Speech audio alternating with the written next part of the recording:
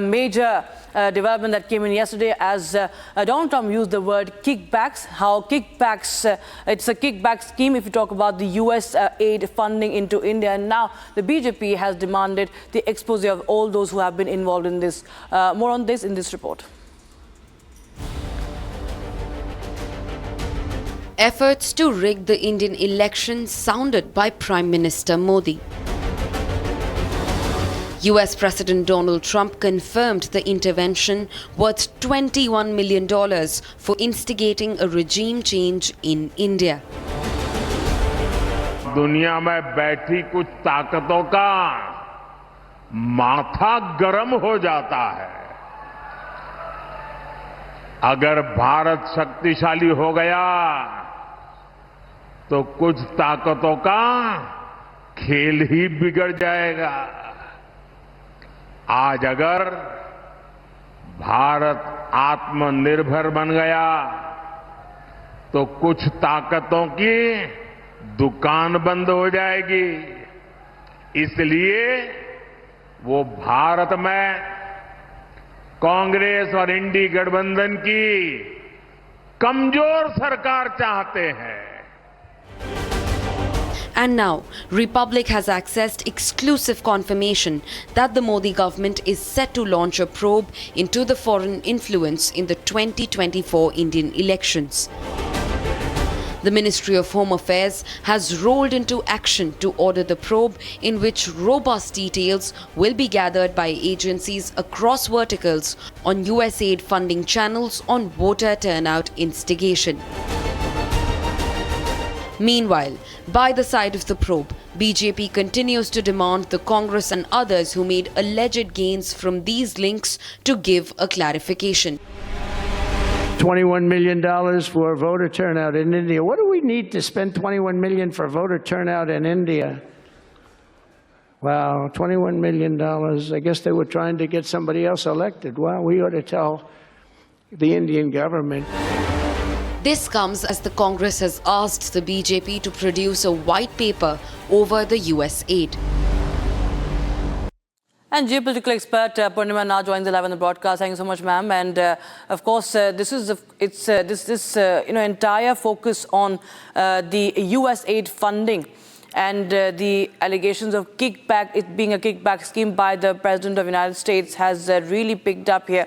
And now we have the entire ecosystem. If you see, they have been rattled. There are suddenly people who are getting defensive about it and trying to say, no, he said this and he did not say that.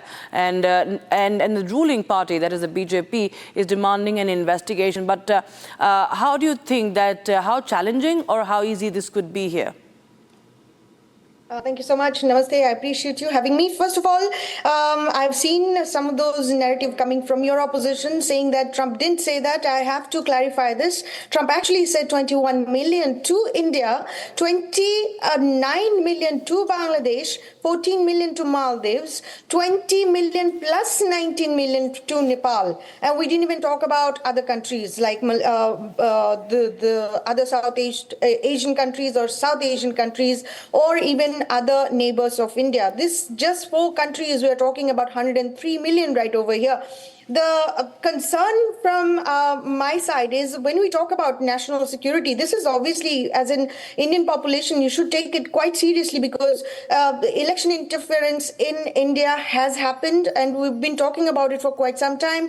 And now you have a solid proof. Obviously, there has to be some probe, some investigation to identify exactly how the funding was used. And there was a tremendous amount of information out there in X as well as in internet at this point of time that Soros network and obviously your opposition wanted to dethrone Narendra Modi, whether it is a CAA protest, whether it's a Shaheen Bagh, whether it's a farmers protest in under the garb of some kind of protest policy issues. But it is all coming down to the same thing, whether it's Manipur we're talking about or Tamil Nadu or Andhra Pradesh, everything points down to the couple of things. Because for me, when you talk about national security, India is the only and final and last country left for the Hindus. So if you don't protect the Hindus in India, Unfortunately, Hindus will not be surviving in any nation or any continent. This is the only land.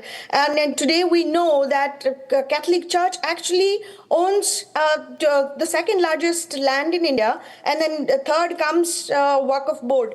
Is this a joke? Is this a joke for the Hindus? When we talk about the national security for India, the Hindus must actually take it quite seriously at this point of time and say enough is enough.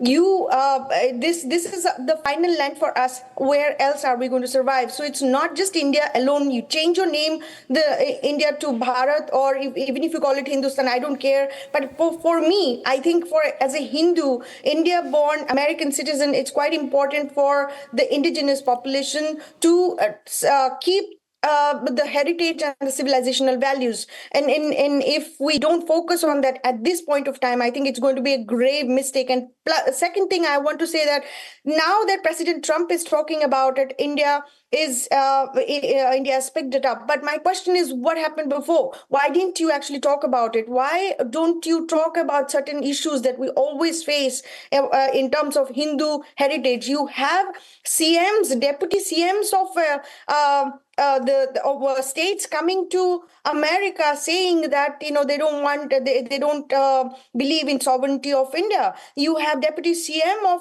a state declaring eradication of Sanatan Dharma. Is that a joke?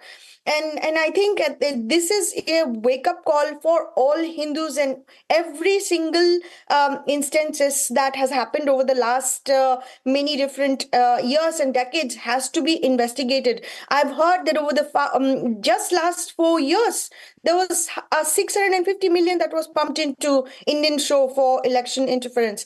Again, I come back to the same thing. Why haven't you started this conversation before? We know there's an organization, for instance, USAID, if I'll talk about United States International Release, USCIRF is United States Commission of International Religious Freedom.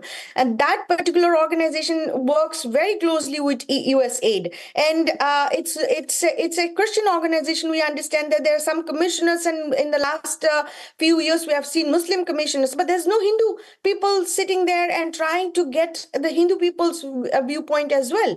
And the reason I constantly talk about it is because Hindus have lost Afghanistan, Hindus have lost Pakistan land, Hindus have lost the Bangladeshi land as well at this point of time. So is it that Hindus have to wait for losing India, the land of India that is there for them at this point of time? After that, they are going to be on the museum and then talk about what happened to Hindu people.